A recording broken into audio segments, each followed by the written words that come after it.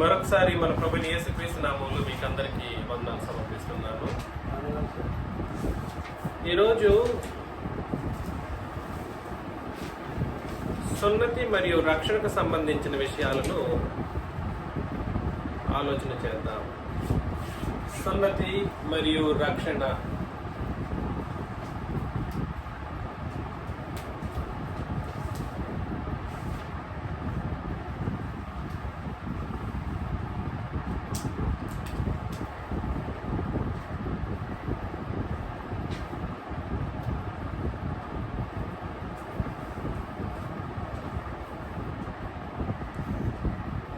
Last time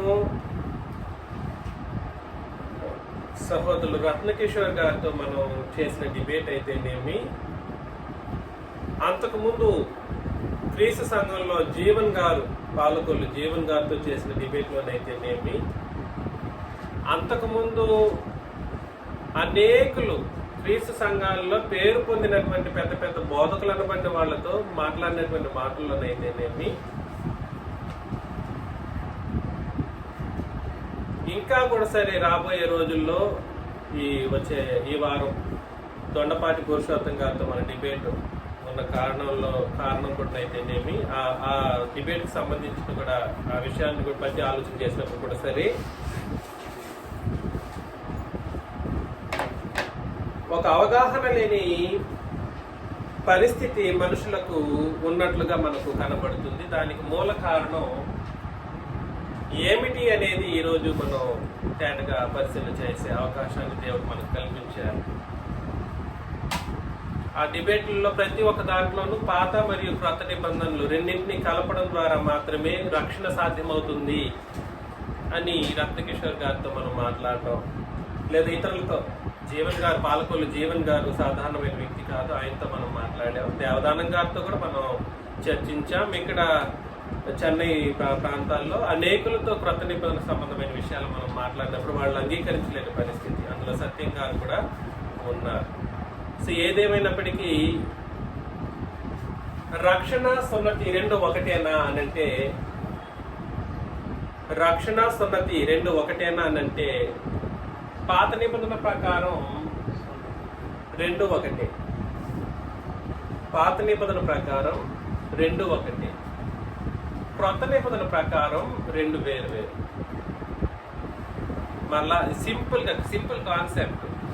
పాత నిబంధన ప్రకారం సున్నతియే రక్షణ, క్రొత్త నిబంధన ప్రకారం సున్నతి వేరు, రక్షణ వేరు. నిబంధనాత్మకంగా ఆలోచించండి అని అందరికీ నేను హెచ్చరిస్తూ ఉన్నప్పుడు అది కుదరదు, అది కాదు, ఇది కాదని చెప్పి ఆలోచన చేస్తున్నారు. కానీ సులభతరమైనటువంటి పరిస్థితులు, అది పితరుల యుగంలో కూడా సరే, పితరుల యుగంలో మనుషులు రక్షించబడేటువంటి ఒక విధానం ఏమిటి, ఏమైనా ఐడియా ఉందా? పితరుల యుగంలో మనుషులు రక్షణకు దేవుడు పెట్టినటువంటి కార్యక్రమం ఏమిటి? విశ్వసించితే చాలు రక్షించబడినట్లు. అద్భుతమైనటువంటి సంగతి. హెబ్రీయులకు రాసిన పత్రిక 11:7లో, హెబ్రీయులకు రాసిన పత్రిక 11వ అధ్యాయం 7వ వచనంలో, విశ్వాసమును బట్టి నోవహు అది వరకు చూడని సంగతులను గూర్చి దేవుని చేత హెచ్చరింపబడి భయభక్తులు గలవాడై తన ఇంటి వారి రక్షణ కొరకు ఒక ఓడను సిద్ధము చేశాను అని అన్నాడు. ఇప్పుడు తన ఇంటి వారందరూ ఏం చేశారు? రక్షణ కొరకు నోవహు ఏం చేశాడు? ఓడను సిద్ధం చేశాడు. దేన్ని బట్టి చేశాడంటే విశ్వాసమును బట్టి చేశాడు. రక్షణ కొరకు ఇప్పుడు అదే పరిస్థితి ఉందా మనకు? ఏంటండి, ఇప్పుడు కూడా మనం ఓడ కడతామా? ఆనాడు నోవహు ఓడ కట్టినట్లు మన ఇంటి వారు లేదా సర్వలోక ప్రపంచం రక్షించబడడం కొరకు ఏమైనా ఓడ కడతామా అని అంటే అట్లాంటిదేమి మనం కట్టం. దేవుడు ఆ రోజు అతనికి చెప్పినటువంటి విషయాలను అతను జరిగించాడు. దాన్ని బట్టి ఏం చేశాడు? ఓడ కట్టాడు. తన కుటుంబీకుల్లో అందరూ కలిసి 8 మంది రక్షించబడ్డారు. అది మనం అనేక సందర్భాల్లో చదువుతాం. అందువలన అతడు లోకం మీద నేరస్థాపన చేసి విశ్వాసమును బట్టి కలుగు నీతికి వారసుడాయను అని అన్నాడు అనమాట. ధర్మశాస్త్ర యుగంలో రెండు ముఖ్యమైనటువంటి మాటలు మనకు అర్థం కావాలి. ధర్మశాస్త్ర యుగంలో రెండు ముఖ్యమైనటువంటి మాటలు అర్థం కావాలి. ఒకటి సున్నతి,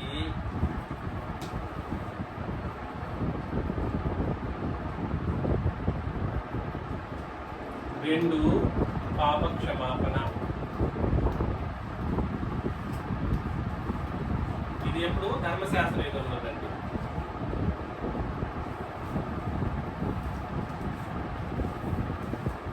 ధర్మశాస్త్ర యుగంలో ధర్మశాస్త్రం ఎవరికి ఇవ్వబడింది? ఇశ్రాయేలీలకు మాత్రమే ఇవ్వబడింది.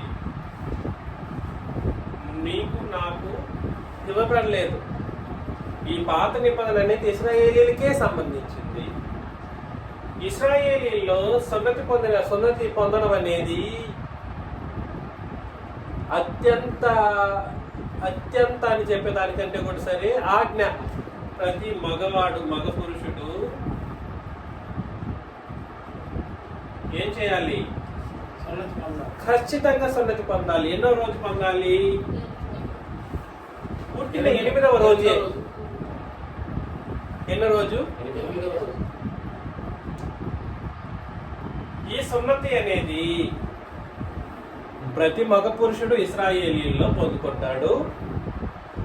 ఎన్నో రోజు పొందుకుంటాడు? 8వ రోజు పొందుకుంటాడు. దేన్ని బట్టి? వాళ్ళకిచ్చిన ధర్మశాస్త్ర నిబంధనను బట్టి.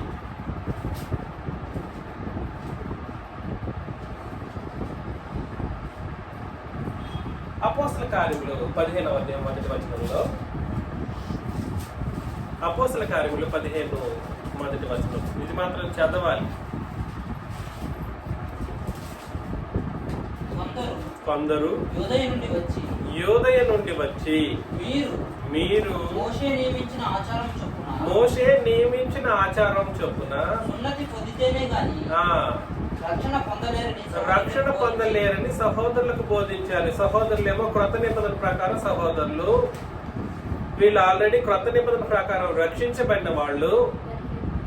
అలాంటి క్రొత్త నిబంధన రక్షణ పొందుకున్న సహోదరుల కంట యోదయ నుండి కొంతమంది వచ్చారు. యోధా దేశంలో నుండి యోదయ నుండి వచ్చారు. యోదయ నుండి వచ్చి ఏం చేశారు? మీరేంటి రక్షణ పొందుకున్నారని మీరు సహోదరులుగా కూడుకుంటున్నారు? అట్లా కుదరదు. ఎట్లా కుదరదు? బాప్తిస్మాలు తర్వాత సంఘంగా కూడుకోవడాలంట, అట్లాంటివి ఏమి రక్షణకు నడిపించదు. మీరు రక్షణ పొందాలంటే మోషే నియమించిన ఆచారం అనగా ధర్మశాస్త్రం. మోషే నియమించిన ఆచారం ఏమిటి? ధర్మశాస్త్రం లేదా పాత నిబంధన. దాన్ని బట్టి ఏం పొందాలి? సున్నతి పొందితే ఏం చేయబడతారు చెప్పండి? కాబట్టి రక్షణకు, పాత నిబంధన రక్షణకు కీలకమైనటువంటి ఒక సంగతి ఏమిటనంటే, ధర్మశాస్త్రమును బట్టి 8వ రోజున ప్రతి ఇశ్రాయేలీయుడు పుట్టిన 8వ రోజుననే తీసుకునేటువంటి ఒక రక్షణ ఏమిటి అని అంటే ఏమిటి? సున్నతి. ఇది పాప క్షమాపణకా? చెప్పండి, ఇది పాప క్షమాపణకా? ఇది వచ్చిన గొడవ. పాప క్షమాపణను సున్నతిని ఒకటే కార్యక్రమంలో ఎంచింది సర్వప్రపంచం నేటికి. ఎట్లాగా? సర్వప్రపంచము పాప క్షమాపణను సున్నతిని పాత నిబంధనలు అన్నంట పాప క్షమాపణ కొరకు ఏం చేయాలి? పాత నిబంధనలో పాప క్షమాపణ అనేది రక్షణకు సంబంధించింది కాదు. మరలా చెప్తున్నా, సున్నతి రక్షణకు సంబంధించింది. కానీ పాత నిబంధనలో పాప క్షమాపణ అనేది రక్షణకు సంబంధించింది కాదు. ఇది వీళ్ళ నిబంధనలో ఒక కార్యక్రమం. పాప క్షమాపణ అనేది నిబంధనలో దేవుడు పెట్టినటువంటి ఒక కార్యక్రమం. నేను చెప్తున్న ఈ విషయాల్లో చాలా చాలా తీవ్రంగా ఆలోచన చేయాలి. సున్నతి పొందితేనే రక్షించబడిన వాళ్ళు. కాబట్టి ప్రతి 8వ రోజు పుట్టిన 8వ రోజుకే ఒక పిల్లవాడు ఏం పొందుతాడు? రక్షణ పొందుతాడు. రక్షణ పొందుతాడే కానీ పాప క్షమాపణకు సంబంధించి ఆ పిల్లవాడు పసికందు అప్పుడే 8వ రోజు పుట్టిన పసికందులో ఏం పాపం ఉందని పాప క్షమాపణను తీసుకెళ్లే రక్షణ అన్నట్లుగా నేడు ప్రపంచము అబద్ధ బోధలు చేసుకుంటూ తిరుగుతుందో నాకు అర్థం కావట్లేదు. అర్థమవుతుందని నేను చెబుతున్నది. అందుకని నేను తేటగా చెబుతూ ఉన్నాను, రక్షణ వేరు, సున్నతి వేరు. క్రొత్త నిబంధన ప్రకారం రక్షణ సున్నతి అనేది 2 వేరు కార్యక్రమాలు. అసలు సున్నతి అనేటువంటి మాట క్రొత్త నిబంధన ప్రకారం మనం పొందే శరీర ఆచారానికి సంబంధించింది కాదు అన్నటువంటి సత్యాన్ని కూడా సరే క్రొత్త నిబంధన మనకు తెలియజేస్తుంది. కానీ పాత నిబంధనల పాప క్షమాపణ కొరకు దేవుడు ఏం చేశారు? పాత నిబంధనలో పాప క్షమాపణ నిమిత్తం దేవుడు ఏర్పాటు చేసినటువంటి కార్యక్రమాలు ఏమిటి? కరెక్ట్, జంతు బలుల సమర్పణ. చదువుతాం ఒకసారి. హెబ్రీయులకు రాసిన పత్రిక 9వ అధ్యాయంలో నేను మొదటి నుండి చదువుతాను, ఎందుకంటే ఎక్కువ చదవాల్సి వస్తుంది కాబట్టి నేనే చదివేస్తాను. హెబ్రీ పత్రిక 9వ అధ్యాయంలో మొదటి నిబంధనకైతే, అంటే ధర్మశాస్త్రము లేదా పాత నిబంధనకైతే, మొదటి నిబంధన ఏ నిబంధన? పాత నిబంధనకైతే సేవా నియమములను ఈ లోక సంబంధమైన పరిశుద్ధ స్థలమును ఉండెను. ఎలాగనగా మొదట ఒక గుడారం ఏర్పరచబడిను, అందులో దీపస్తంభమును బల్లయు దాని మీద ఉంచబడిన రొట్టెలను ఉండెను. దానికి పరిశుద్ధ స్థలమని పేరు. 2వ తెరకు అవల అతి పరిశుద్ధ స్థలమును గుడారమును ఉండెను. అందులో సువర్ణ ధూపార్తియు అంతటను బంగారు రేకులతో తాపడిన నిబంధన మందసమును ఉండేది. ఆ మందసములో మన్నాగల బంగారు పాత్రయు చిగిరించిన అహరోను చేతికర్రయు నిబంధన పలకలను ఉండెను. దానిపైని కరుణాపీఠమును కమ్ముకొని చిన్న మహిమ గల కేరూపులు ఉండెను. వీటిని గూర్చి ఇప్పుడు వివరంగా చెప్పవలపడదు. ఇవి ఈలాగా ఏర్పరచబడినప్పుడు యాజకులు ఏం చేస్తూ ఉండేవాళ్ళు?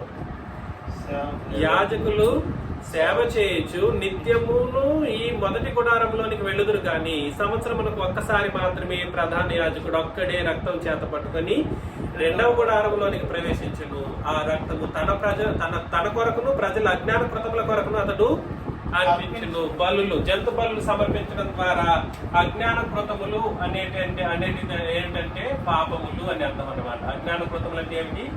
పాపములు. దానికి ఈ రక్తాన్ని తీసుకెళ్లి ఏం చేసేవాడు? ప్రోక్షించేటువంటి వాడు. రక్తాన్ని తీసుకెళ్లి ప్రోక్షించితే వీళ్ళకేం కలుగుతుంది? పాప క్షమాపణ కలుగుతుంది. ఇశ్రాయేలు జనాంగానికి రక్త ప్రోక్షణ ద్వారా ఏం కలుగుతుంది? పాప క్షమాపణ కలుగుతుంది. అర్థమవుతుంది కదండి. ఇంకా మనం ఎక్కువ మాటలు అక్కడ చదువుకుంటూ రావచ్చు, కానీ ఎక్కువ అవసరం లేదు. సరే, 7 నుండి ఒకసారి చదువుతాం. 8 నుండి. దీన్ని బట్టి ఆ మొదటి గుడారం ఇంకా నిల్చుండగా అతి పరిశుద్ధ స్థలంలో ప్రవేశించే మార్గం బయలుపరచబడలేదని పరిశుద్ధాత్మ తెలియజేస్తున్నారు. ఆ గుడారము ప్రస్తుత కాలంలో ఉపమానంగా ఉన్నది. ఈ ఉపమానార్థమును బట్టి మనస్సాక్షి విషయంలో ఆరాధకునికి సంపూర్ణ స్థితి కలుగు చేయలేని అర్పణలు, బలులు అర్పింపబడుతున్నవి. వాళ్ళు ఎన్ని బలులు అర్పించినా, వాళ్ళు ఎన్ని అర్పణలు సమర్పించినా కూడా సరే వాళ్ళకి ఏముండదు? సంపూర్ణ స్థితి అనేది కలుగదు. ఇవి దిద్దుబాటు జరుగు కాలం వచ్చే వరకు విధింపబడి అన్నపానములతోనూ నానా విధములైన ప్రక్షాళనములతోనూ సంబంధించిన శరీరాచారాలు మాత్రమై ఉన్నవి. అయితే క్రీస్తు రాబోచిన మేలుల విషయమై ప్రధాన యాజకుడిగా వచ్చి తానే నిత్యమైన విమోచన సంపాదించి హస్తకృతము కానిది, అనగా ఈ సృష్టి సంబంధం కానిదియు మరి ఘనమైనది పరిపూర్ణమైనది అయిన గుడారము ద్వారా మేకల యొక్క కోళ్ళ యొక్క రక్తంతో కాక తన స్వరక్తముతో ఒక్కసారి పరిశుద్ధ స్థలంలో ప్రవేశించను. అనగా మేకల యొక్కయు ఎడ్ల యొక్కయు రక్తము బయలుపడిన వారి మీద ఆవుదూడ బూడిద చల్లియు శరీర శుద్ధి కలుగునట్లు వారిని పరిచిన ఎడ్లా నిత్యులకు ఆత్మ ద్వారా తాను దేవునికి నిర్దోషినిగా అర్పించుకొనిన క్రీస్తు యొక్క రక్తము నిర్జీవ క్రియలను విడిచి జీవం గల దేవుని సేవించటకు మీ మనస్సాక్షిని ఎంతో ఎక్కువగా శుద్ధి చేయను. కాబట్టి ఇక్కడ జంతు బలుల ద్వారా వాళ్ళకి ఏ శుద్ధి కలుగుతుంది? శరీర శుద్ధి కలుగుతుందేమో కానీ, పాప క్షమాపణ కలుగుతుందేమో కానీ వాళ్ళకి సంపూర్ణ సిద్ధి అయితే కలగదు. అందుకొరకు యేసు ప్రభు రక్తం అనగా క్రొత్త నిబంధన ఏదైతే ఉందో దాని ప్రకారం మాత్రమే ఎవరైనా కూడా సరి ఏం చేయాలి? పాపములను పాప క్షమాపణను పొందుకోవాలి, లేదా పాప విమోచనను సంపాదించుకోవాలి. మరలా చెబుతున్నాను, ఈ పాప క్షమాపణ అనేది రక్షణకు సంబంధించిన మాట కాదు. పాత నిబంధనలో పాప క్షమాపణ రక్షణకు సంబంధించిన మాట అన్నట్లుగా గ్రంథం ఏ ఒక్క చోట కూడా సరి చెప్పదు. సున్నతి పొందడం రక్షణ అని చెప్పింది, కానీ పాప క్షమాపణ రక్షణకు సంబంధించింది కాదు. ఈ రక్షణ పొందిన వాళ్ళు పాపం చేస్తే వాళ్ళు ఏం చేయాలో దేవుడు పాత నిబంధనలో ముందుగానే, నాయన ఈ పాపం చేస్తే ఈ బలి, ఈ పాపం చేస్తే ఈ కార్యక్రమాలు చేయాలి అని దేవుడు ముందుగానే వాళ్ళకి తెలియజేసి పెట్టేశారు. అలాగా మొదటి నిబంధన 18వ వచనంలో మొదటి నిబంధన కూడా రక్తం లేకుండా ప్రతిష్ఠింపబడలేదు. ధర్మశాస్త్ర ప్రకారం మోషే ప్రతి ఆజ్ఞను ప్రజలతో చెప్పిన తర్వాత ఆయన నీళ్లతోనూ రక్తవర్ణము గల గొర్రెబొచ్చుతోనూ హిస్సోపుతోనూ కోడిలేపి మేకలేపి రక్తమును తీసుకొని దేవుడు మీ కొరకు విధించిన నిబంధన రక్తం ఇదే అని చెప్పుచు గ్రంథం మీదను ప్రజలందరి మీదను ఏం చేసేవాడు? నిబంధన రక్తము. గుర్తు పెట్టుకోండి, ఆ పదం మీకు అర్థం కావాలి. ఏమిటి?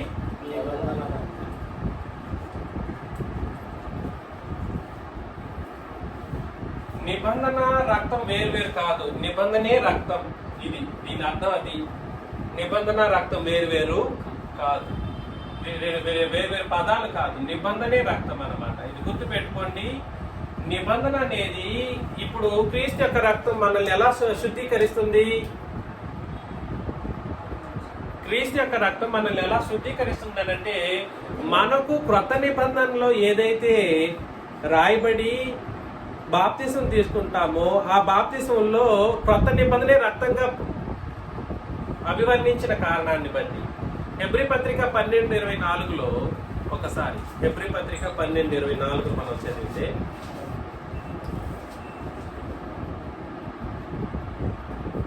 క్రొత్త నిబంధనకు మధ్యవర్తి అయిన యేసునందుకు, అంటే క్రొత్త నిబంధనకు మధ్యవర్తి అయిన యేసునందుకు రావడం అనగా ఏమిటో చెప్పేస్తున్నాడు. ఏమిటది?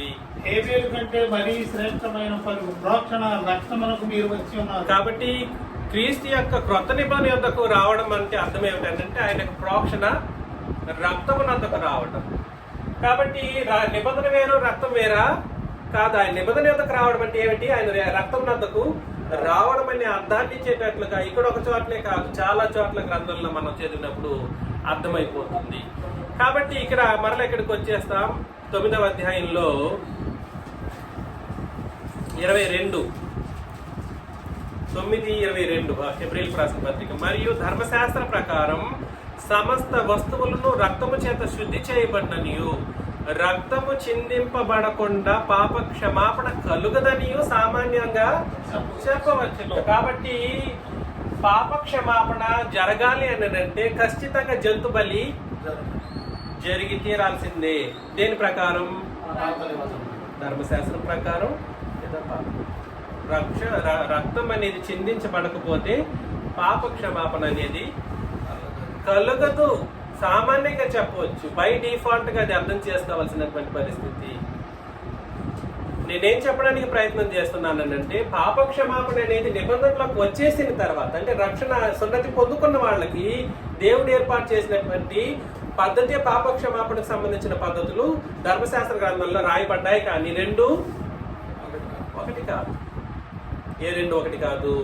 సున్నతి పొందటము పాప క్షమాపణ పొందటం రెండు. సున్నతి పొందడం రక్షణ, కానీ సున్నతి పొందడం పాప క్షమాపణకు సంబంధించినటువంటి మాట. ఎందుకు?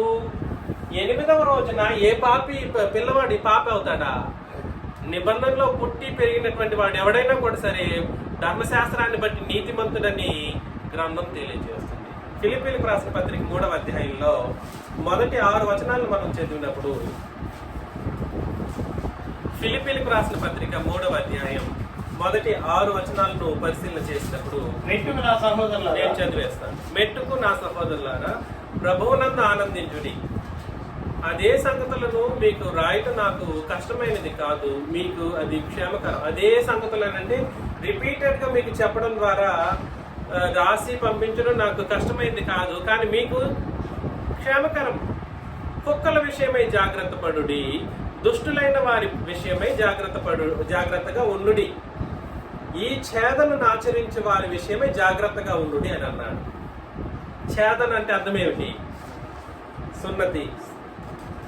ఛేదన అంటే ఏమిటి? సున్నతి. ఎవరెవరైతే సున్నతి పొందుకుంటారో పాత నిబంధనలో ఉన్నట్లుగా వాళ్ళందరూ ఎవరితో పోల్చబడ్డారు? దేంతో పోల్చబడ్డారు? కుక్కలతో పోల్చబడ్డారు. కుక్కల విషయమై జాగ్రత్తగా ఉండండి. అంటే రోడ్లో పోయే కుక్కల గురించి కాదు అక్కడ మాట్లాడుతున్నది. ఈ కుక్కలు ఏం చేస్తూ ఉంటాయంటే,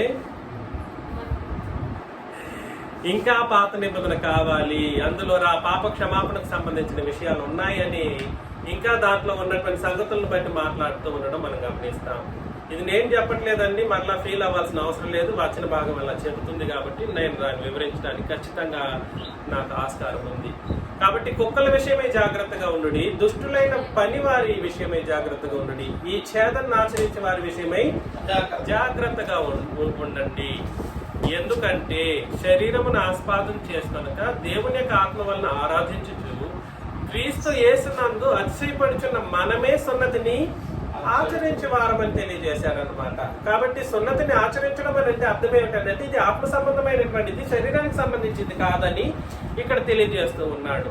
ఇక్కడ చెప్పబడుతున్నటువంటి సున్నతి వేరు, ఇక్కడ చెప్పబడుతున్నటువంటి సున్నతి వేరు. పైన 2వ వచనంలో ఛేదన అని చెప్పబడినటువంటి సున్నతి, ఛేదనాన్ని చెప్పబడినటువంటి సున్నతి ఏమో పాత నిబంధనకు సంబంధించింది. ఇక్కడ చెప్పబడినటువంటి సున్నతి ఏమో బాప్తిస్మానికి సంబంధించిన క్రొత్త నిబంధన సున్నతి. మ్యూట్లో పెట్టాలి మరే దాస్ గారు. కావాలి అంటే నేను శరీరమును ఆస్వాదన చేసుకొనవచ్చు.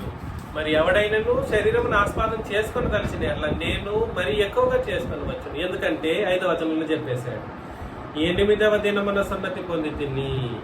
ఎన్నో రోజు? 8వ దినమున సున్నతి పొంది తిని. తర్వాత ఇశ్రాయేలు వంశవారు గోత్రంలో పుట్టి హెబ్రీయుల సంతానమై ఉండి హెబ్రీయుడునై ధర్మశాస్త్ర విషయం పరిచయుడునై ఆసక్తి విషయం సంఘమును హింసించువాడనై ధర్మశాస్త్రం వల్ల నీతి విషయం అనింద్యుడనై ఉంటుంది. చూసారా? ధర్మశాస్త్రం విషయంలో, ధర్మశాస్త్ర నీతి విషయంలో అనింద్యుడు, సంఘాన్ని హింసించిన వాడు. పాత నిబంధనే గొప్పగా ఎంచుకున్నటువంటి సౌలు అనబడినటువంటి పౌలు గారు 8వ దినాన సున్నతి పొందుకున్నాడు, అనగా రక్షణ పొందుకున్నాడు. ఇశ్రాయేలు వంశీయుడు, బెన్యామీను గోత్రంలో పుట్టినవాడు, ధర్మశాస్త్ర విషయమై పరిసయుడు అన్నటువంటి ఒక గొప్ప హోదాలో ఉన్నటువంటి పౌలు అనబడినటువంటి ఆయన క్రొత్త నిబంధనకు వచ్చేసిన తర్వాత పెను మార్పు తన జీవితంలో కలిగించుకోవటం, ఆఖరికి తన ప్రాణాన్నే పెట్టేంతగా జీవితాన్ని సమర్పించుకోవడం అనేది ఆయన చేశాడు. కాబట్టి సున్నతి, ఛేదన అనేటువంటి సున్నతి పాత నిబంధన సంబంధమైనదైతే క్రొత్త నిబంధన సున్నతి అనేది బాప్తిస్మానికి సంబంధించింది. ఈ విషయం మీకు అర్థం కావాలి. ఇంకా చెప్పాలంటే రోమిలకు రాసిన పత్రిక 2వ అధ్యాయంలో 25 నుండి కూడా కొన్ని వచనాలు మనం చదివినప్పుడు, రోమిలకు రాసిన పత్రిక 2వ అధ్యాయం 25 నుండి, నీవు ధర్మశాస్త్రమును అనుసరించి ప్రవర్తించి వాడవైతివా సున్నతి ప్రయోజనకరమగును గాని ధర్మశాస్త్రమును అతిక్రమించి వాడవైతివా నీ సున్నతి కాకపోవును. సున్నతి అని అంటే వీళ్ళు ఏమనుకునే వాళ్ళు, మర్మాంగాన్ని తోలుని తీసేసుకోవడమే గొప్పది అన్నట్లుగా ఆలోచన చేసేవాళ్ళు. వాళ్ళు మాత్రమే వాళ్ళు ధర్మశాస్త్రంలో వాళ్ళు అన్నట్లుగా వీళ్ళ ఆలోచన చేసేవాళ్ళు. కానీ వాస్తవానికి అది సున్నతి కాదు. ఎప్పుడు సున్నతి ఎఫెక్టివ్ లో ఉంటుంది? ఈ సున్నతి అనేది వాళ్ళు పొందుకున్నటువంటి సున్నతి ఎప్పుడు వాస్తవిక సున్నతిగా పిలువబడుతుంది? ధర్మశాస్త్రాన్ని అనుసరించి ప్రవర్తించినప్పుడు. ఎప్పుడు? ధర్మశాస్త్రాన్ని అనుసరించి ప్రవర్తించినప్పుడు వీళ్ళ సున్నతి లెక్కలో ఉంటది. ఇది ఆయన అనుసరించకుండా సున్నతి పొందుకుంటే, అందుకనే రక్షణ అనేటువంటిది మరలా నేను చెబుతున్నాను, ఈ కండిషన్స్ అన్ని ఫాలో అవ్వాలి. ప్రతి వాడు సున్నతి పొందాలి రక్షణ కొరకు. ప్రతి మగ పురుషుడు తీసుకోవాలి. ఎన్నో రోజు? 8వ రోజు. దేన్ని బట్టి? ధర్మశాస్త్రమును బట్టి. ఇది ఇంపార్టెంట్ ఇక్కడ. దేన్ని బట్టి?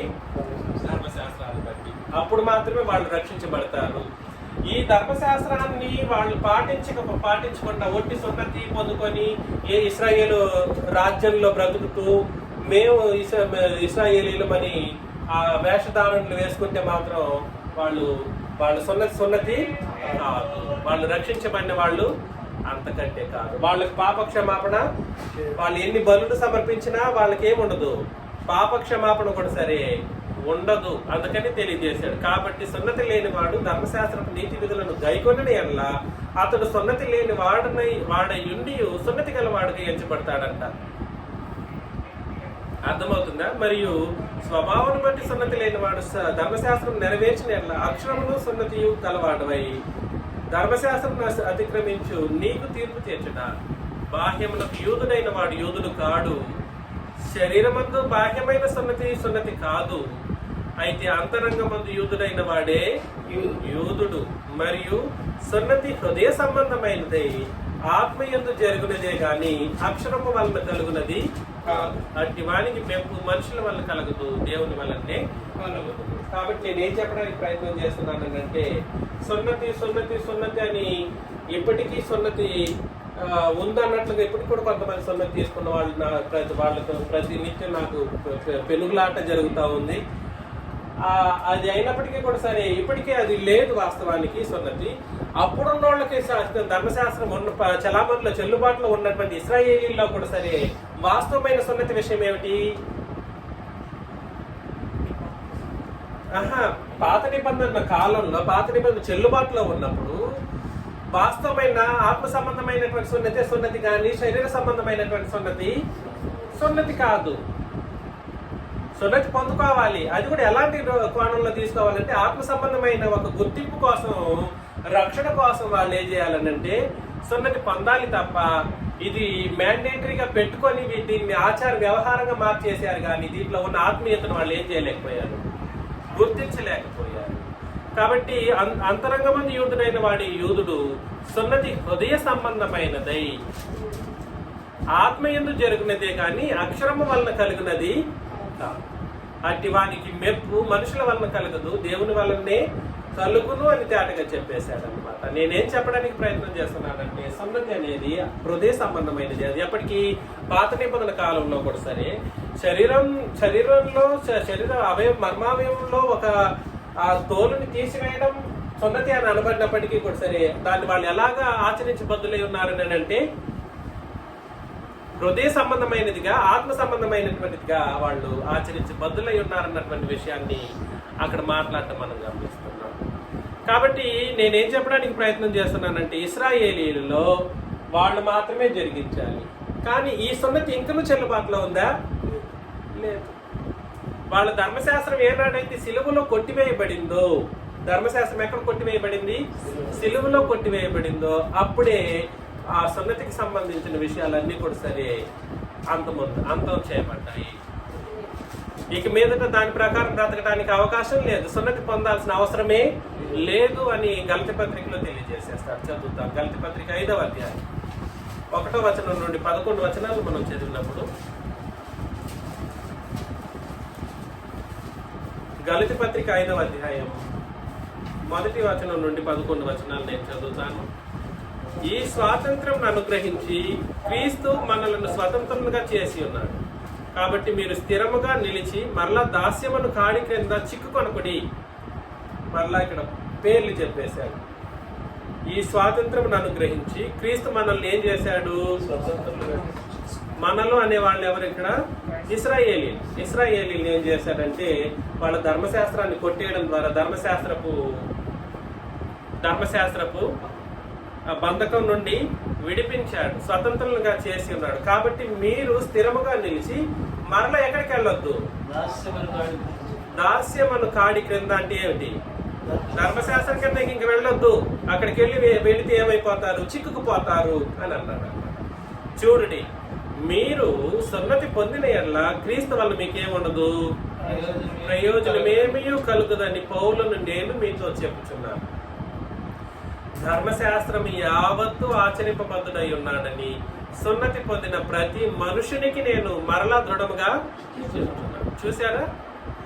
ఇప్పుడు వచ్చిన గొడవ ఏమిటంటే మేము సున్నతి పొందమని చెప్పలేదని మా పెద్దనాన్నగారు, లేదండి మేము సున్నతి పొందమని చెప్పలేదని మా జి దేవదానం గారు లాంటి వాళ్ళు, లేదా రత్నకిషోర్ గారు లాంటి వాళ్ళు, లేదా ఇతరత్ర సహోదరులు ఉన్నారు కదండి, వాళ్ళందరూ ఏం చెప్పొచ్చు అది చెప్తారంటే మేమేం చేయట్లేదు, సున్నతి పొందమని మేము చెప్పలేదే, మేమెప్పుడు చెప్పామంట. ఏం పొందలేదు, పొందకూడదని చెప్పి అన్నారు. మేము పొందండి అని నేను చెప్పలేదు, చెప్పకూడదు కూడా. ఎందుకనంటే సున్నతి అనేది పాత నిబంధన సంబంధమైంది, అప్పుడు వస్తుంది పాత నిబంధన.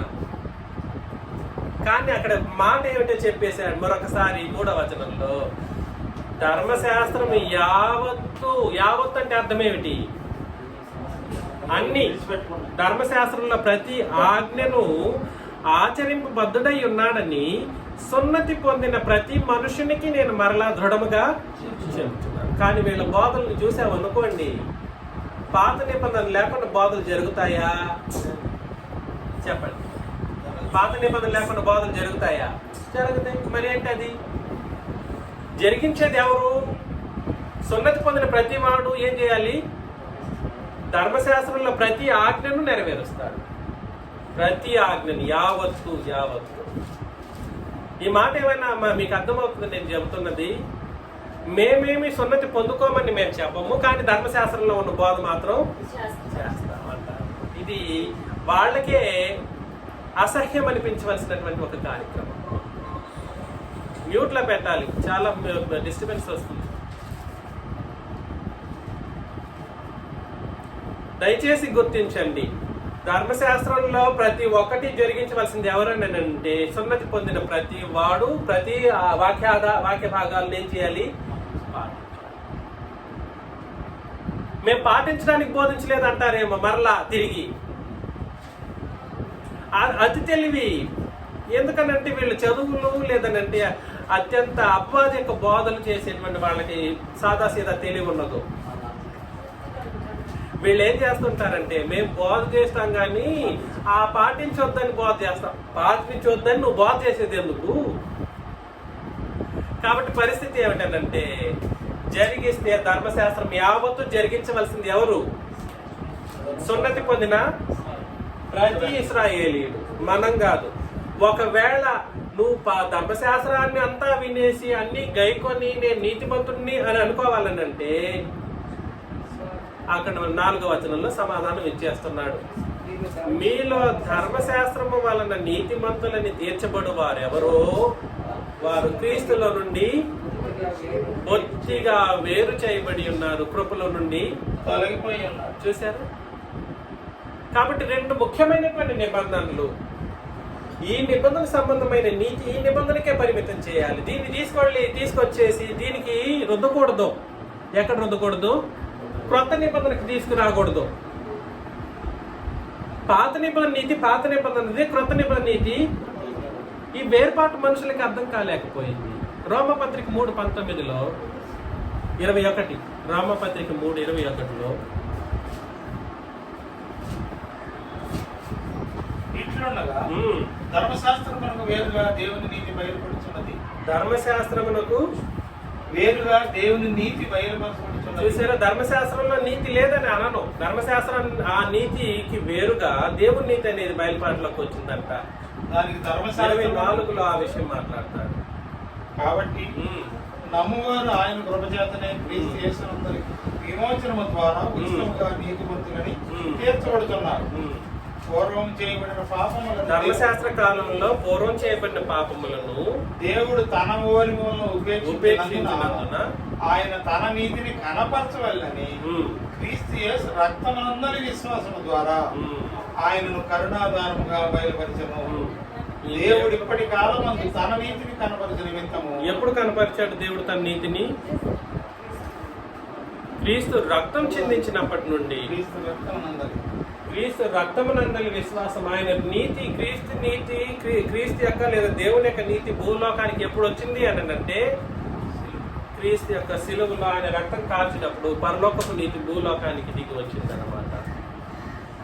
ధర్మశాస్త్రములకు వేరైనటువంటి నీతి క్రొత్త నిబంధనలో వచ్చేసింది. ఆ నీతి వేరు, ఈ నీతి వేరు. ఆ నీతి దానికి సంబంధించింది, ఈ నీతి క్రొత్త నిబంధన నీతి క్రీస్తు రక్తానికి సంబంధించింది. కానీ బోధలు చేసేటప్పుడు ఈ క్రొత్త నిబంధన నీతికి సంబంధించిన బోధలు చేసేవాడు లేడని అంటే ఒప్పుకోవట్లేదు. రెండు కలిపి బోధించడం ద్వారా ఏ నీతిని ప్రకటిస్తున్నావని అర్థం? 66 పుస్తకాలను బోధించడం ద్వారా ఏ రక్షణను నువ్వు మాట్లాడుతున్నావు? ఏ రక్షణ గురించి మాట్లాడుతున్నావు? 66 పుస్తకాలని కలిపి బోధించడం ద్వారా ఏ నీతిని నువ్వు బోధించడానికి ప్రయత్నం చేస్తున్నావు? వయసైన వాళ్ళ నుండి ఏలూరు జాషువా అని ఆయన ఇప్పటికీ ముసలి ఆయన. ఈ విషయాలు తెలుసుకోకుండానే అనవసరంగా ధర్మశాస్త్రం అంట నీతిని బోధిస్తుందంట. ఎవరు కాదన్నారు? అయ్యా నాయన, ధర్మశాస్త్రం నీతిని బోధిస్తుంది కాదని నేను చెప్పలేదు కదా. ఆ నీతి వేరు ఈ నీతి వేరని క్రొత్త నిబంధన చట్టం చెప్పేసిన తర్వాత దానికి ధర్మశాస్త్రంలో ప్రవక్తలను సాక్ష్యం ఇచ్చుచున్నారని అక్కడే చెప్పేశాడు 21వ వచనంలో, 3:21లో. దయచేసి గుర్తించి గ్రహించమని మిమ్మల్ని నేను ప్రేమతో మనవి చేస్తూ ఉన్నాను. నీతి క్రొత్త నిబంధన సంబంధమైన నీతి వేరు, పాత నిబంధన సంబంధమైన నీతి వేరు. మరొకసారి అక్కడ గలతీ పత్రికలోకి వెళ్ళిపోతాం. 5వ అధ్యాయంలో, గలతీ పత్రిక 5వ అధ్యాయంలో 4, మీలో ధర్మశాస్త్రం వలన నీతిమంతులను తీర్చబడి వారెవరో వారు ఏం చేయబడతారు? క్రీస్తులో నుండి బొత్తిగా వేరు చేయబడి ఉన్నారు, కృపలో నుండి సహితం తొలగిపోయి ఉన్నారు. అనగా మనం విశ్వాసం గలవారమై నీతి కలుగునను నిరీక్షణ సఫలమగునని ఆత్మ ద్వారా ఎదురు చూస్తున్నాం. క్రీస్తు యేసునందు వారికి సున్నతి పొందుట యందు ఏమీ లేదు, పొందకపోవట యందు ఏమీ లేదు, కానీ ప్రేమ వలన కార్యసాధక విశ్వాసమే ప్రయోజనం. మీరు బాగుగా పరిగెత్తుచుంటిరి, సత్యమునకు విధేయులు కాకుండా మిమ్మల్ని ఎవడు అడ్డగించెను? ఈ ప్రేరేపణ మిమ్మల్ని పిలుచున్న వాని వలన కలుగలేదు. పులిసిన పిండి కొంచెమైనను మొత్తం అంతయు పులియ చేయను అని అన్నాడు. ఇక్కడ మనం అర్థం చేసుకోవాలి. చాలా చాలా అపార్థం చేయబడిన వచన భాగంలో ఇది ఒకటి. పులిసిన పిండి కొంచెమైనను మొత్తం అంతయు పులి చేయనంటే పిండి గురించి మాట్లాడుతున్నాడా? బోధ గురించి మాట్లాడుతున్నాడు. కరెక్ట్. దేని గురించి మాట్లాడుతున్నాడు? దీన్ని తీసుకెళ్లి పాపానికి ముడి పెడతారు. మరలా పులిసిన పిండి అంటే పాపములో ఉండేవాడు మన మధ్యలో వచ్చి కూర్చుంటే వాడి పాపం మనకు కూడా అంటుకుపోతుంది. కాబట్టి వాడిని ఏం చేయాలి? సంఘం నుండి గెంటేసేయాలి, వెలివేయాలి. కాబట్టి పులిసిన పిండి ఏం చేస్తుందని అంటే మొత్తంతా పులిసిపోయేలా చేస్తుంది అన్నట్లుగా చేశారు. ఇది దానికి సంబంధించి కాదు నాయనలారా మాట్లాడుతున్నది. పులిసిన పిండి అనేది పాత నిబంధన. పులిసిన పిండి ఏంటిది?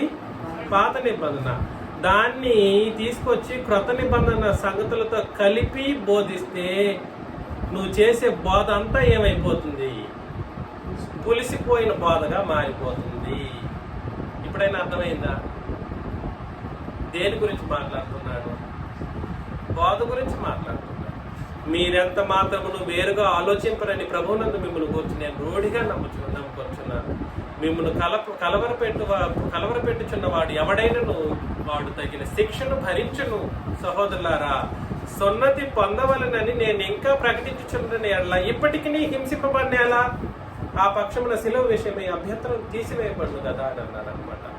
అదే ధర్మశాస్త్ర బోధనలు తీసుకెళ్లి వెళుతూ ఉంటే నన్ను శిక్షించేవాడు ఎవడుంటాడు?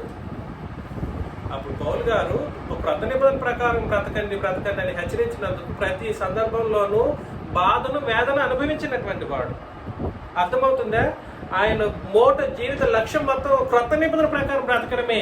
దాన్ని ఆయన సేవ కాదు నాయనలారా, అది నిబంధన బ్రతుకుకు సంబంధించినటువంటి బోధకు సంబంధించిన విషయాలే.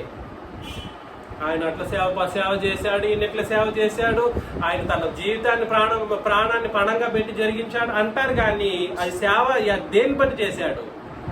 క్రొత్త నిబంధనను బట్టి. ఆయన క్రొత్త నిబంధన ఆ విధంగా ఎలివేట్ చేయడం ద్వారా ధర్మశాస్త్ర బోధకులందరూ ఏం చేశారంటే ఆయన వెంటాడి ఏం చేశారు? అన్ని విధాలుగా హింస ఎవరి వలన పొందాడు పౌలు గారు?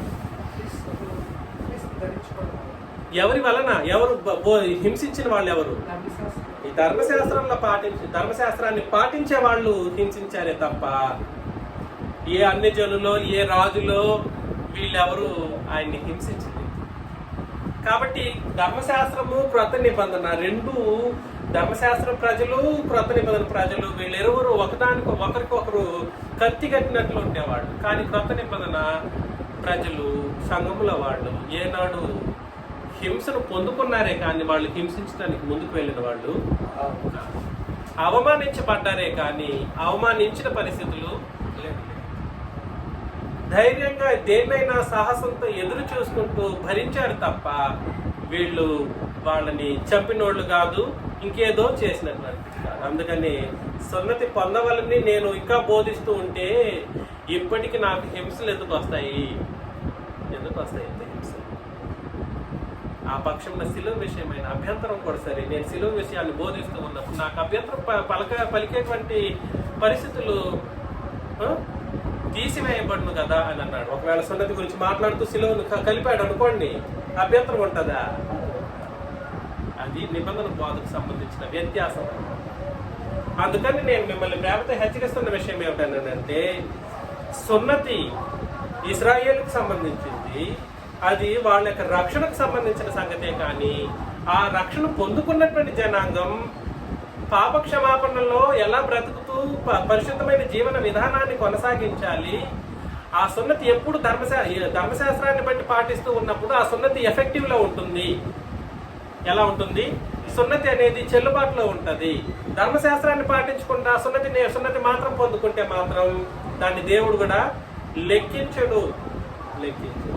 అయితే సున్నతి పొందుకున్న ప్రతి ఒక్కడు ఏం చేయాలంట? ధర్మశాస్త్రంలో రాయబడిన ప్రతి ఆజ్ఞలను, నాకు కొన్ని కావాలి కొన్ని విడిచిపెట్టేస్తానంటే వాడికి కుదరదు, నీకు కుదరదు. ఇప్పుడు క్రొత్త నిబంధన వాళ్ళకి జరిగిస్తే ధర్మశాస్త్రం అంతయు జరిగించాలి, యావత్తు జరిగించాలి.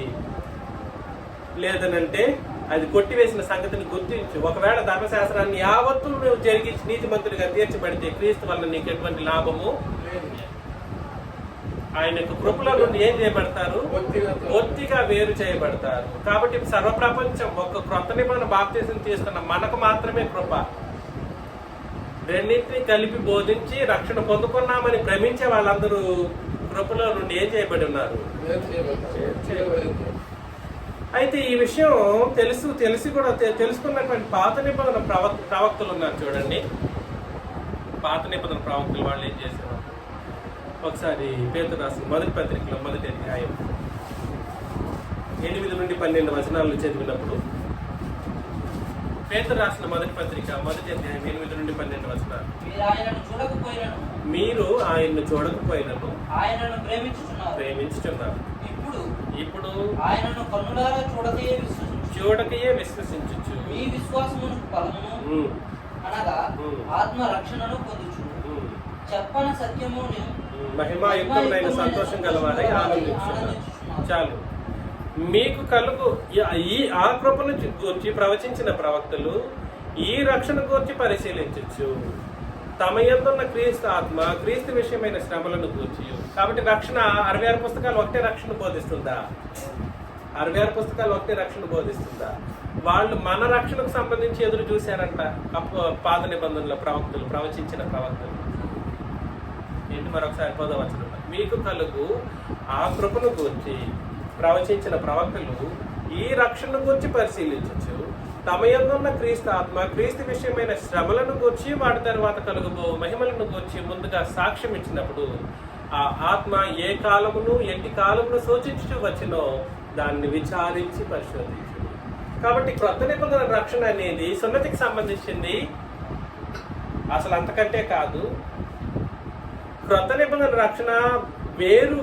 ఇది కంప్లీట్ గా క్రీస్తు శ్రమలను బట్టి జరగవలసింది.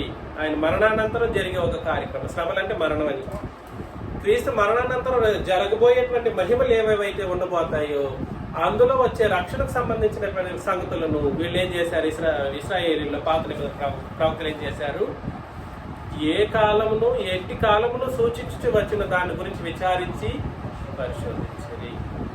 పరలోకం నుండి పంపబడిన పరిశుద్ధాత్మ వలన మీకు సువార్త ప్రకటించిన వారి ద్వారా మీకు ఇప్పుడు తెలియబడిన ఈ సంగతుల విషయమై. కాబట్టి రక్షణ ఎప్పుడు వచ్చింది? పరిశుద్ధాత్ముడు భూలోకానికి వచ్చి అపోస్తలుని ప్రేరేపించి అపోస్తలు ప్రకటించిన సువార్త ద్వారా ఏమొచ్చింది? రక్షణ అనేది భూలోకానికి దిగి వచ్చింది. అలాగా వారు తమ కొరకు కాదు కానీ మీ కొరకే తాము పరిచర్య చేసిన సంగతి వారికి బయలుపరచబడిన దేవదూతలు ఈ కార్యక్రమం చూడవచ్చు. దయచేసి గుర్తించండి, మన రక్షణ భూలోకానికి పరిశుద్ధాత్ముడు అపోస్తల కార్యములు 2వ అధ్యాయంలో వచ్చారు చూడండి. అప్పటి నుండి మన రక్షణ అనేది ప్రారంభమైంది. 66 పుస్తకాల్లో ఆ రక్షణ అనేది లేదు. ఈ రక్షణ విషయంలో ఈ రక్షణ ఎప్పుడు కలగబోతుందో అని ఎదురు చూసిన వాళ్ళు ఎవరు? పాత నిబంధనల ప్రవక్తలు. మన రక్షణకు సంబంధించి అబ్బా ఆ రక్షణ మేము కూడా పొందుకుంటే బాగుంటుంది అన్నటువంటి ఉద్దేశంతో వాళ్ళు కూడా ఎదురు చూసినటువంటి పరిస్థితి. ఈ రక్షణ గురించి పరిశీలించచ్చు అని అన్నారు. ఎంతో పరిశీలనాత్మకంగా వాళ్ళు ఎదురు చూశారు. 2వ పేతురు పత్రిక 2వ దశలోనికలకు రాసిన పత్రికలో 2వ అధ్యాయం 13వ వచనం. 2వ దశలోనికలకు రాసిన పత్రిక 2:13. ప్రభు వలన ప్రేమింపబడిన సహోదరులారా, ప్రభు వలన ప్రేమింపబడిన సహోదరులారా, ఆత్మ మిమ్మల్ని పరిశుద్ధపరచుట వలనను, ఆత్మ మిమ్మల్ని పరిశుద్ధపరచుట వలనను, మీరు సత్యమును నమ్ముట వలనను, మీరు సత్యమును నమ్ముట వలనను రక్షణ పొందుటకు దేవుడు ఆది నుండి మిమ్మల్ని ఏర్పరచమని కనుక మేము మిమ్మల్ని బట్టి ఎల్లప్పుడూ దేవునికి కృతజ్ఞతాస్తుతులు చెల్లింపబద్ధులమయ్యాం. కాబట్టి రక్షణ పొందుటకు దేవుడు ఆది నుండి మిమ్మల్ని ఏర్పరచుకోలేను కనుక మేము మిమ్మల్ని బట్టి ఎల్లప్పుడూ దేవునికి కృతజ్ఞతాస్తుతులు చెల్లింపబద్ధులమయ్యాం. కాబట్టి 2 ముఖ్యమైనటువంటి కార్యక్రమాలు జరగాలి రక్షణకు. క్రొత్త నిబంధన రక్షణ అనేది పాప క్షమాపణకు సంబంధించింది.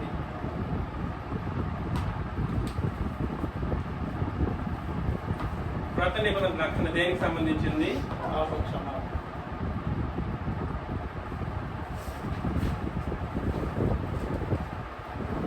పాత నిబంధన రక్షణ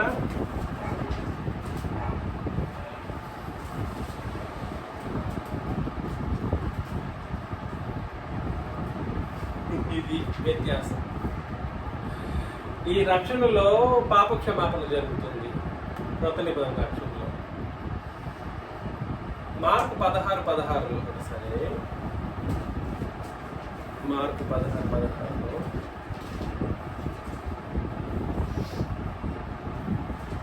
నమ్మి బాప్తిసం పొందిన వాడు రక్షింపబడును, సర్వలోకములకు వెళ్ళి మరియు మీరు సర్వలోకం వెళ్ళి సర్వ సృష్టికి సువార్త ప్రకటించుడి. నమ్మి బాప్తిసం పొందిన వాడు రక్షింపబడును, నమ్మని వానికి శిక్ష విధింపబడును. సువార్తను ముందుగా విని ఏం చేయాలి? విశ్వసించి నమ్మాలి లేదా విశ్వసించాలి. విశ్వసించి ఏం చేయాలి? బాప్తిస్మం తీసుకోవాలి. ఏం చేయాలి? తీసుకుంటే వాడు ఏం చేయబడతాడు? చెప్పండి, ఏం చేయబడతాడు? సర్వలోకమునకు వెళ్ళి సర్వ సృష్టికి ఏం ప్రకటించబడాలి? సువార్త. ఇదేం సువార్త అంటే ఏమిటి? క్రీస్తు మరణ సమాధి పునరుత్థానం. దీన్ని ప్రకటించడం ద్వారా మనుషులు ఏం చేయాలి? విశ్వాసం ఉంచాలి. విశ్వాసం వచ్చిన వాళ్ళు ఏం చేయాలి? బాప్తిస్మం తీసుకుంటే పాప క్షమాపణ జరుగుతుంది. దీన్ని ఏమంటారంటే క్రొత్త నిబంధన రక్షణ అని అంటారు. కానీ ఈ రూల్ని తీసుకెళ్ళి పాప క్షమాపణ పొందుకోవడమే రక్షణ అనేటువంటి క్రొత్త నిబంధన సిద్ధాంతాన్ని తీసుకెళ్లి ప్రపంచం ఏం చేసిందనంటే ఇక్కడ సున్నతి కాదంట రక్షణ. పాప క్షమాపణ కోసం ఏం చేయాలి? ఏం చేయాలి? ఏం చేయాలి? బలులు సమర్పించాలి, బలులు సమర్పించాలి, అదే రక్షణ అన్నట్లుగా సున్నతిని గాల్లో కలిపేశారు. ఇప్పుడున్నటువంటి పెద్ద పెద్ద బోధన ఏం చేశారు? ఈ వ్యత్యాసం మీకు అర్థం కాదు. మళ్ళా చెప్తున్నాను, ఈ పాప క్షమాపణ అనే కాన్సెప్ట్ ని తీసుకొచ్చి దేనికి ముడిపెట్టారు? పాత నిబంధన రక్షణకు ముడిపెట్టారు, సున్నతికి కాదు. పాప క్షమాపణ తీసుకొచ్చేసి పాత నిబంధన రక్షణ అన్నట్లుగా ఆ రక్షణ కోసం ఏం చేయాలి? పాత నిబంధనలో కూడా రక్షణ కొరకు ఏం చేయాలి? బలులు సమర్పించాలి, రక్షణ కొరకు బలులు సమర్పించాలి, రక్షణ కొరకు నైవేద్యాలు సమర్పించాలి అన్నట్లు చెప్పారు. కానీ పాత నిబంధన రక్షణ కొరకు బలులు సమర్పించడం కాదు, అది పాత నిబంధన రక్షణ కొరకు సున్నతి పొందాలి. ఏం పొందాలి? సున్నతి పొందాలి. రూల్ అది. దీన్ని తీసుకెళ్లి ఏం చేశారు? పాపక్షమాపణ కొరకు రక్షణ అన్నట్లుగా పాపక్షమాపణ రక్షణ అనేది క్రొత్త నిబంధన సిద్ధాంతం, కానీ పాపక్షమాపణ రక్షణ అనేది పాత నిబంధన సిద్ధాంతము. అర్థమవుతుందా? కష్టంగా ఉందా? ఈ రూల్ ని తీసుకొచ్చేసి ఇక్కడ అప్లై చేస్తే సర్వప్రపంచం చతికిలబడిందని దాని అర్థం అనమాట. ఈ రక్షణ అనేది సున్నతి ద్వారా కలుగుతుంది, కానీ పాప క్షమాపణ పొందుకోవడం ద్వారా కలగదు. మరలా చెప్తున్నాను, ఇశ్రాయేలీయుడు ఒకడు ఉన్నాడు. ఇశ్రాయేలీయుడు 8వ రోజునే సున్నతి పొందుకుంటాడు. ఇశ్రాయేలీయుడు ఏం చేయాలి? ఇశ్రాయేలీయుడు కానివాడు రక్షణ పొందుకోవాలంటే ఖచ్చితంగా సున్నతి పొందుకున్న తర్వాతనే వాడు, సున్నతి పొందుకోవడం ద్వారానే ఇశ్రాయేలీయుడు కానీ అన్ని జనుడైన ఏం చేయాలి? సున్నతి పొందుకోవడం ద్వారా ఏం చేయబడతాడంటే రక్షించబడతాడు. కానీ ఇశ్రాయేలీయుడు కాని అన్ని జనులు బలులు సమర్పించడం ద్వారా పాపక్షమాపణ పొందుకోగలడా? అడిగిన ప్రశ్న అర్థమైందా?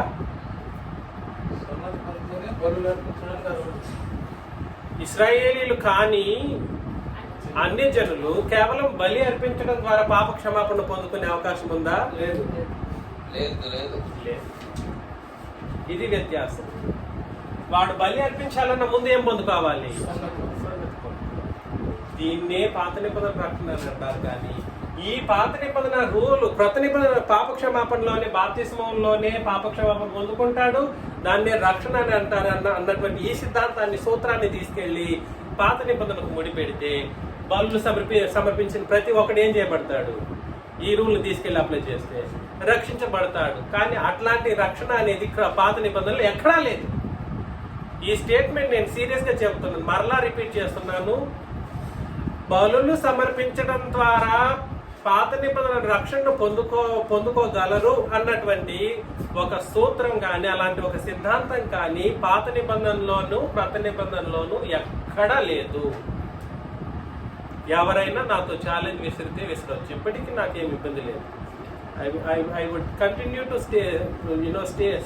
stand on the point that I'm telling.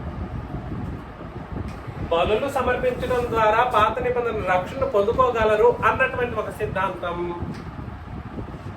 ఒక అపోహ, మనుషులు భ్రమతో బోధలు చేసినటువంటి కార్యక్రమమే తప్ప. అందుకని రత్నకిషోర్ గారు ఆ రోజు అంత డిబేట్ లో కూడా సరే ఆయనకి నేను చెప్పుండాలంటే చెప్పిండొచ్చు, కానీ నేను ఆ రోజు చెప్పవలసినటువంటి పరిస్థితి ఒకటి, మాట్లాడవలసినటువంటి ఒక విషయం ఒకటి, మాట్లాడవలసిన విషయం ఒకటి. కాబట్టి నేను చెప్పాల్సిన విషయం నేను చెప్పడానికి నాకు ఇష్టం లేదు.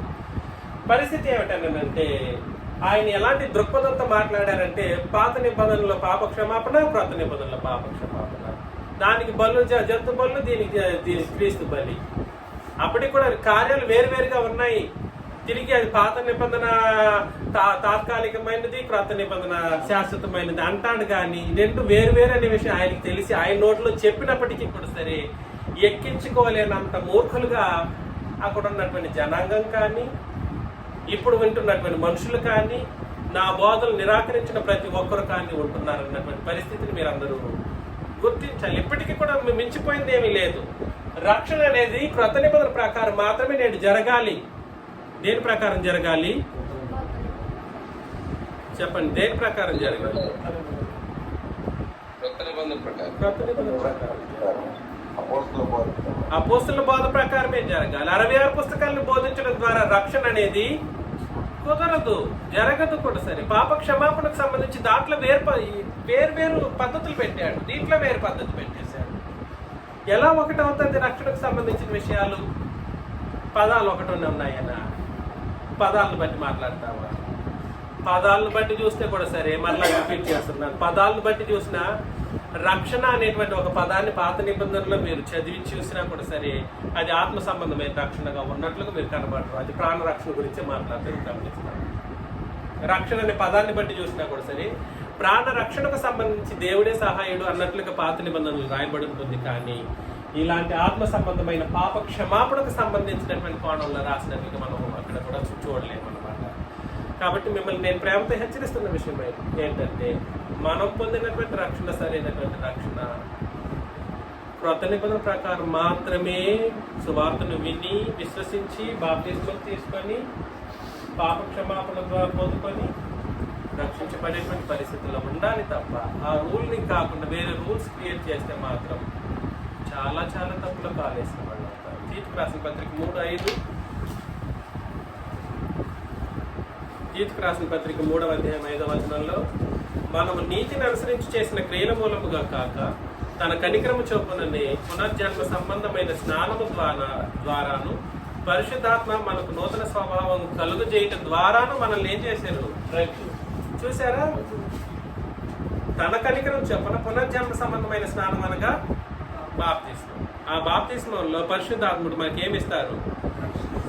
నూతన స్వభావాన్ని కలుగజేయడం ద్వారా రక్షణను అనుగ్రహిస్తాడు. 2వ తిమోతికి రాసిన పత్రిక 2:10లో ఇలాంటి రక్షణ పొందినటువంటి వాళ్ళు చివరిగా 2వ తిమోతి 2:10 అందుచేత ఏర్పరచబడిన వారు నిత్యమైన మహిమతో కూడా యేసుక్రీస్తునందులే రక్షణ పొందవలెనని నేను వారి కొరకు సమస్తమును ఓర్చుకొనుచున్నాను. కాబట్టి ఏర్పరచబడిన వాళ్ళంటే రక్షించబడిన వాళ్ళని అర్థం. ఈ ఏర్పరచబడిన వాళ్ళు నిత్యమైన మహిమతో కూడా ఈ క్రీస్తు యేసునందులే రక్షణ, ఇది వేరు రక్షణ. ఈ రక్షణ నిత్య రక్షణ గురించి మాట్లాడుతున్నాడు. ఈ నిత్య రక్షణ ఈ ఏర్పాటు చేయబడినటువంటి జనాంగం ఎవరైతే ఉన్నారో ఈ కొత్త నిబంధన ప్రకారం బాప్తిస్మం తీసుకొని రక్షించబడిన వాళ్ళు, ఏర్పరచబడిన వాళ్ళు, వీళ్ళు నిత్యమైనటువంటి మహిమతో కూడా క్రీస్తు యేసునందలి కొత్త నిబంధన నిత్య రక్షణ పొందుకోవాలని నేను వారి కొరకు సమస్తమును ఓర్చుకొంచున్నానని అన్నమాట. అంటే అర్థం ఏంటంటే మనమందరం ఎవరైతే ఈ కొత్త నిబంధన ప్రకారం ఏర్పరచబడిన వాళ్ళు గాను రక్షించబడిన వాళ్ళు గాను ఉన్నారో వీళ్ళు నిత్యమైన మహిమలో ప్రవేశించేటువంటి నిత్య రక్షణను పొందుకుంటారు. నిత్య రక్షణ పొందుకోవడం అంటే అర్థం ఏమిటి? నిత్యమైన మహిమతో కూడా నిత్యమైన మహిమ భూలోకంలో ఉందా? అది ఎక్కడుంది? అదే ఆ విషయం గురించి మాట్లాడుతున్నాం. మనం అందరం చివరిగా ఎప్పుడైతే పరలోకంలోకి ప్రవేశించేస్తామో దాన్ని ఆ రోజునే నిత్యమైనటువంటి రక్షణ దినం అని అంటారు. నిత్య రక్షణను పొందుకొని మనం ఏం చేస్తాము? నిత్య మహిమలకు వెళ్ళిపోతాము. ఆ నిత్య మహిమలోకి వెళ్ళిపోవాలంటే నువ్వు పొందుకున్నటువంటి పాప క్షమాపణ ఏ నిబంధన సంబంధమైనదో తెలుసుకోవాలి. అన్ని నిబంధనలు బట్టి పొందుకున్నానంటే కుదరదు. మరలా చెప్తున్నా, అన్ని నిబంధనలు ఒకటే రక్షణ బోధించదు, అన్ని నిబంధనలు ఒకటే నీతిని ప్రకటించదు, అన్ని నిబంధనలు ఒకటే సువార్తను తెలియచేయదు, అన్ని నిబంధనలు ఒకటే బాప్తిస్మాన్ని గురించి కూడా బోధించదు. అన్ని నిబంధనలు బట్టి ఒకటి తీర్పు ఉంటుందా? అన్ని నిబంధనలు బట్టి ఒకటి తీర్పు ఉంటుందా? యాకోబు పత్రిక 2వ అధ్యాయం 10-18 అక్కడ కూడా ధర్మశాస్త్రం అంతయు గైకొని ఎన్ని ధర్మశాస్త్రం అంతయు అంటే అర్థమేంటి? ధర్మశాస్త్రం అంతయు గైకొని ఒక ఆజ్ఞ విషయంలో తప్పిపోయి ఒకే ఒక ఆజ్ఞ విషయంలో తప్పిపోతే ఆజ్ఞలన్నిటి విషయంలో అపరాధిగా ఎంచబడతాడు. వ్యభిచరింపవద్దని చెప్పినవాడు నరహత్య చేయవద్దని చెప్పిన కనుక నీవు వ్యభిచరింపకపోయినను నరహత్య చేసిన ఎడల ధర్మశాస్త్ర విషయంలో అపరాధి అవుతుంది. స్వాతంత్రము నిచ్చు నియమము చొప్పున తీర్పు పొందుకోవాలి. రేపొద్దున ధర్మశాస్త్రం బట్టి కాదు, స్వాతంత్రము నుంచి నియమము చొప్పున ఏం జరగబోతుంది? తీర్పు అనేది జరగబోతుంది. అనగా స్వాతంత్రం నుంచి నియమం అంటే ఏమిటి? కొత్త నిబంధన నియమం బట్టి తీర్పు జరగబోతుంది. దాన్ని బట్టి మాట్లాడండి, దాని ప్రకారమే ప్రవర్తించండి అని అన్నాడు. కాబట్టి ఈ నిత్య రక్షణను పొందుకొని నిత్య మహిమలో మనం ప్రవేశించాలని అంటే తీర్పు కూడా సరే 2 నిబంధనలకు సంబంధించి మాట్లాడేశాడు. నీవు అంత ధర్మశాస్త్రం మొత్తం జరిగించేసి ఒక్క చిన్న ఆజ్ఞ విషయంలో తప్పిపోయినా మొత్తంలో నువ్వు ఏమైపోయావు? కొలాప్స్ అయిపోయావు, నరకంలో వెళ్ళిపడిపోతావు. కానీ నీకు దాని ప్రకారం జరగబోదు. ఏది? తీర్పు. దేని ప్రకారం పొందబోతారు? స్వాతంత్రం నిత్యు నియమమును బట్టి, అనగా కొత్త నిబంధనలు బట్టి తీర్పు పొందబోతాం. కాబట్టి నిత్య రక్షణలో ప్రవేశం కోసం కొత్త నిబంధన ప్రకారం మాట్లాడుతూ కొత్త నిబంధన ప్రకారం ప్రవర్తిస్తూ మన జీవన విధానాన్ని కలిగి ఉంటే నిత్య రక్షణలోకి మనం అందరం ప్రవేశిస్తాం. అలా వెళ్ళాలని నన్ను నేను హెచ్చరించుకుంటూ మిమ్మల్ని హెచ్చరిస్తూ ముగిస్తున్నాను. మీకు అందరికీ వందనాలు.